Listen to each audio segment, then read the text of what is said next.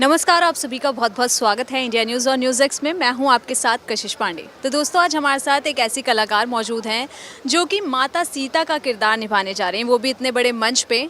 तो कविता जोशी जी, आपका बहुत बहुत स्वागत है हमारे चैनल। हाँ, thank you so much. Kavita ji, जब आपको पता चला कि आपको माता सीता का किरदार निभाना है रामलीला के मंच पे, लवकुश रामलीला के मंच पे, तो आपको उस वक्त कैसा लगा जब आपको फर्स्ट कॉल आया यहाँ से, इनकी तरफ से, इस कमेटी की तरफ से? आपका उस वक्त जो फील था, एक्सपीरियंस कैसा रहा? मुझे बहुत अच्छा लगा और मतलब बहुत बहुत खुशी हुई मुझे, क्योंकि जब लवकुश रामलीला में मुझे बुलाया गया तो मैंने कभी लवकुश रामलीला नहीं की थी और फर्स्ट टाइम मैं करने जा रही हूँ, तो मुझे इतना अच्छा लगा। और मेरी मदर मेरे साथ थी, तो मैंने उनको बताया कि लवकुश मैं इस बार करने जा रही हूँ, तो बहुत अच्छा लगा। उनको बहुत अच्छा लगा होगा। हाँ, और बिल्कुल वो भी माता सीता का किरदार आप निभाने जा रहे हैं। बिल्कुल बिल्कुल। अच्छा मैम, ये माता सीता ने इतनी परीक्षा दी है, हमने रामायण देखी है, आपने भी देखी होगी। उन्होंने इतनी परीक्षा दी है कि लास्ट में, अंत में वो धरती माता में जो है अपने आप को संभाल लेती है।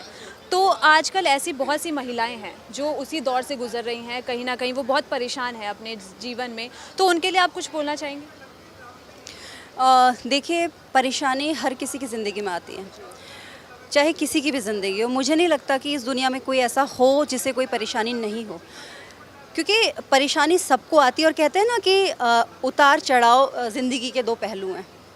अगर सुख आएगा तो दुख भी आएगा, दुख आएगा तो सुख भी आएगा।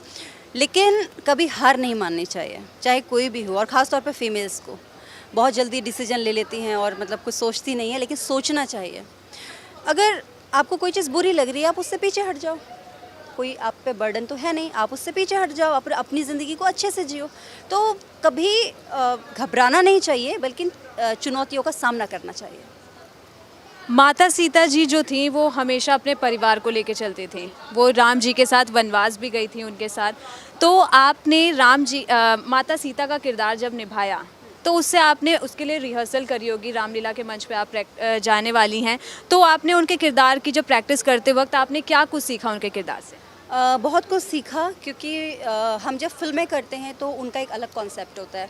जब हम रामलीला करते हैं तो वो पूरी रामायण है, उसको आप बदल नहीं सकते। हमारे जो डायलॉग्स हैं हमें वो वैसे ही बोलने पड़ेंगे। तो बहुत कुछ सीखने को मिलता है कि सीता जी कैसी थी, उनके संस्कार, उनका रहने का तरीका, एक पतिव्रत धर्म का पालन करने वाली स्त्री। तो बहुत कुछ सीखने को मिलता है। अगर एक औरत चाहे तो बहुत कुछ सीता माता जी से सीख सकती है। आपने टीवी में काम करा है इतना, हरियाणा से आप एक्ट्रेस हैं, तो आपका जो टोन है वो हरियाणवी टोन तो होगा ही। तो आपको कभी थोड़ी इसमें दिक्कत हुई, क्योंकि हरियाणवी टच आ रहा होगा?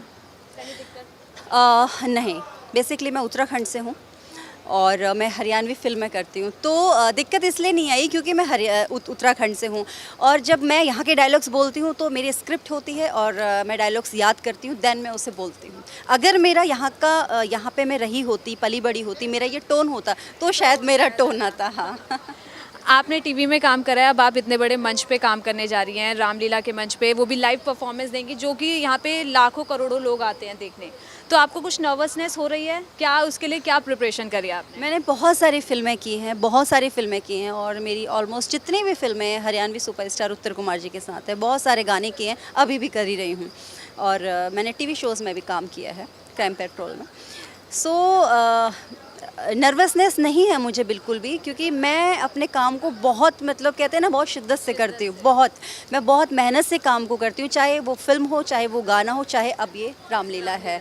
तो मेरा फोकस मेरे काम पे रहता है। तो मुझे ऐसा लगता है कि जब आप अपना फोकस अपने काम पे रखते हैं तो आप अपने काम को बहुत अच्छे से करते हैं। लोगों को माता सीता से क्या कुछ सीखना चाहिए? माता सीता से हर अच्छी वो बात सीखनी चाहिए जो उनके अंदर थी। जैसा कि हम सुनते आ रहे हैं कि वो बहुत अच्छी थी, बहुत संस्कारी थी, पतिव्रत धर्म का पालन करने वाली थी, बहुत सिंपल, सोवर और बहुत अच्छी लेडी। तो वो सारी चीज़ें एक औरत को अपने अंदर लानी चाहिए। आखिरी सवाल, आपने माता सीता का किरदार निभा रही हैं, कोई डायलॉग उनका हो जाए?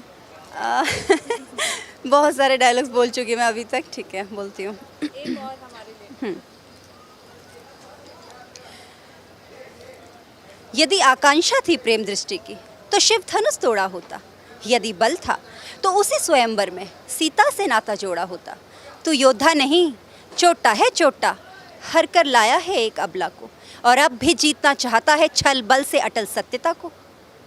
तो ये संवाद था रावण के साथ मेरा।